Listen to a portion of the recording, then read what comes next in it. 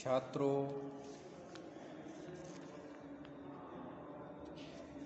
आज हम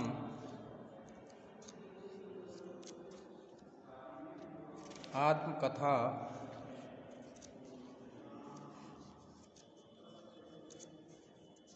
विधा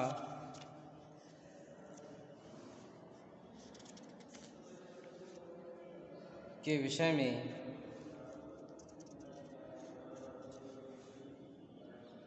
चर्चा करेंगे।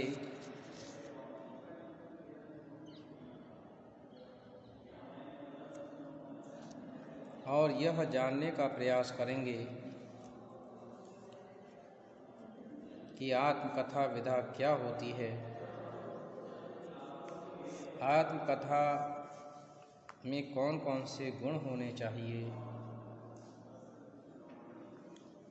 आत्मकथा का विकास किस प्रकार से हुआ है, आदि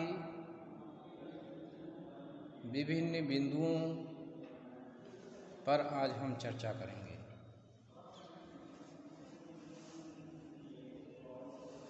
तो सबसे पहले आत्मकथा का आशय जान लेते हैं कि आखिर इसका क्या आशय होता है। आत्मकथा का शाब्दिक अर्थ है अपनी कथा।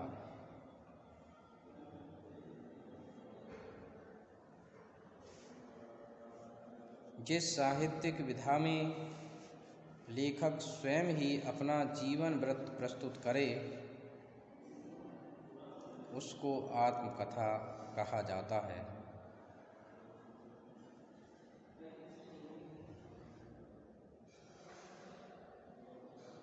जीवनी और आत्मकथा दोनों में ही व्यक्ति विशेष का जीवन वृत्त प्रस्तुत किया जाता है, परंतु जीवनी में लेखक किसी अन्य का वृत्तांत लिखता है, जबकि आत्मकथा में लेखक स्वयं के बारे में लिखता है।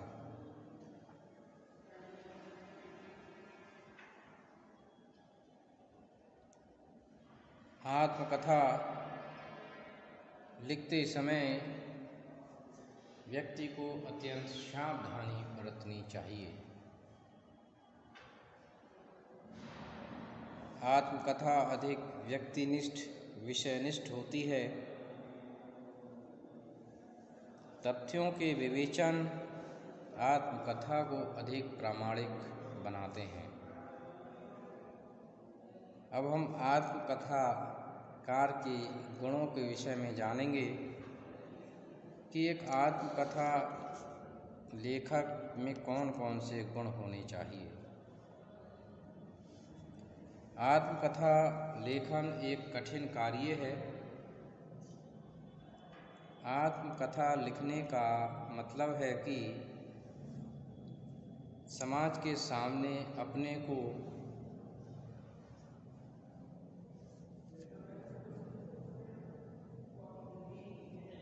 स्पष्ट रूप से प्रस्तुत करना। आत्मकथा लिखने में लेखक को तटस्थ रहना पड़ता है और कभी कभी अपने प्रति निर्मम भी होना पड़ता है।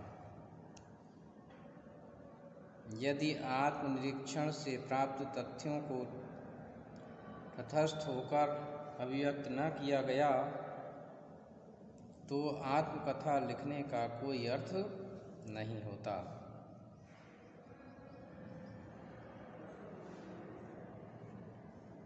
तो इसमें व्यक्ति को तटस्थ होना, ईमानदार होना अत्यंत आवश्यक है। अब हम आत्मकथा के गुणों के विषय में जानेंगे कि आत्मकथा में कौन कौन से गुण होते हैं। तो सबसे पहला बिंदु है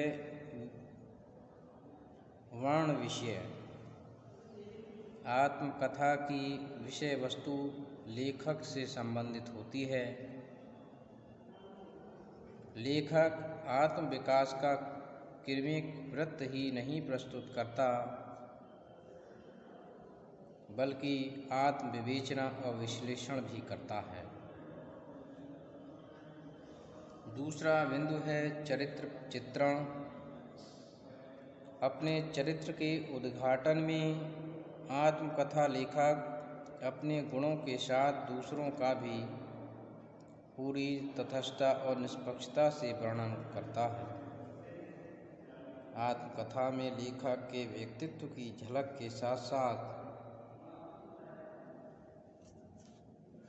संबंधित व्यक्तियों के चरित्र पर भी प्रकाश पड़ता है। उसके बाद देश और काल की परिस्थितियों से प्रभावित होने के कारण आत्मकथा लेखक अपने युग की विभिन्न परिस्थितियों का संकेत करता है। अगला बिंदु है भाषा शैली। आत्मकथा लेखक की भाषा और भाव और विषय के अनुकूल होनी चाहिए। भाषा में माधुर्य प्रसाद गुण अधिक उपयोगी माना गया है।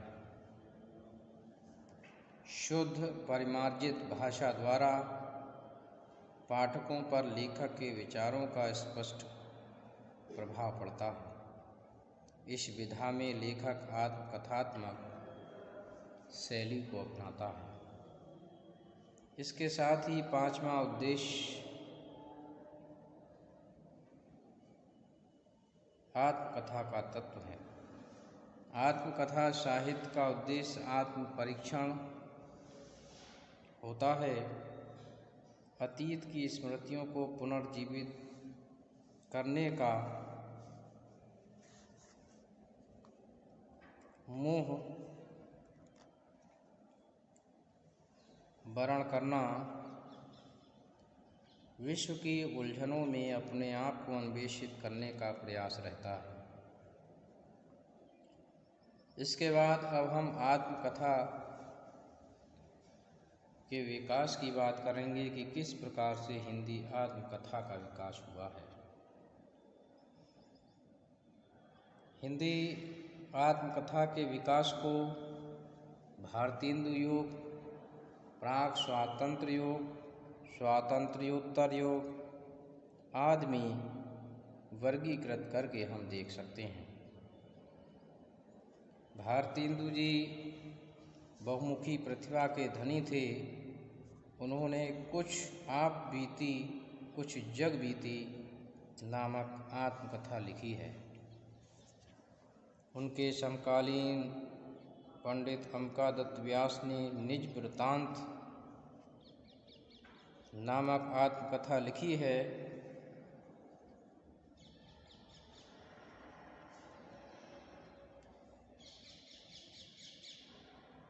उसके बाद स्वामी श्रद्धानंद ने कल्याण पथ का पथिक लिखी है।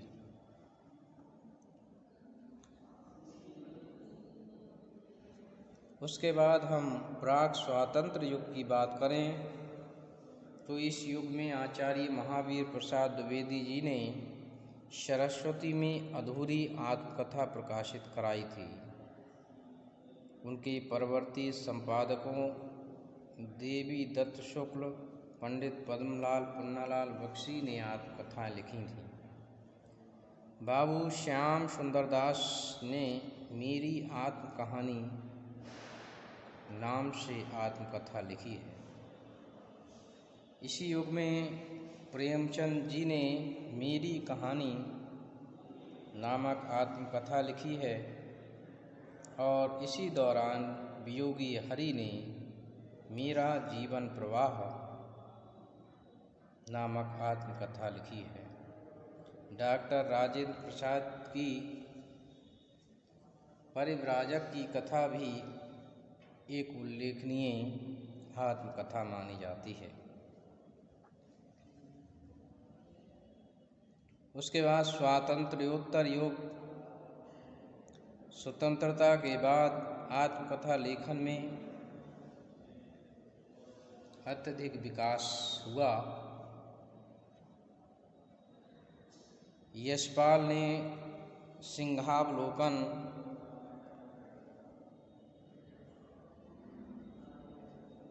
नाम से आत्मकथा लिखी है, जो एक महत्वपूर्ण आत्मकथा के रूप में जानी जाती है। इसके बाद इस युग में आत्मकथा लिखने की बाढ़ सी आ गई। पांडे बेचैन शर्मा उग्र ने अपनी खबर नाम से आत्मकथा लिखी है। आचार्य चतुरसेन शास्त्री जी ने मेरी आत्मकथा को लिखा है, तो वृंदावन लाल वर्मा ने अपनी कहानी नाम से आत्मकथा का लेखन किया है। इस प्रकार से इस समय में अनेक आत्मकथाएं लिखी गईं। आत्मकथा में हरिवंश राय बच्चन की क्या भूलूं कि याद करूं ने अत्यधिक प्रसिद्धि प्राप्त की है। राजकमल चौधरी की आत्मकथा भैरवी तंत्र के नाम से प्रकाशित हुई है।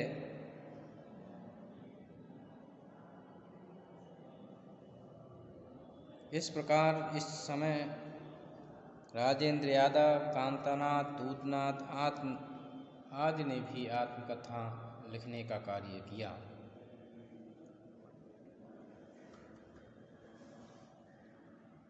हिंदी में आत्मकथा साहित्य प्रचुर मात्रा में लिखा गया है और आज भी इस कार्य में, इस क्षेत्र में कार्य हो रहा है। तो मैं समझता हूँ छात्रों की आपने इस विधा को समझा होगा। धन्यवाद।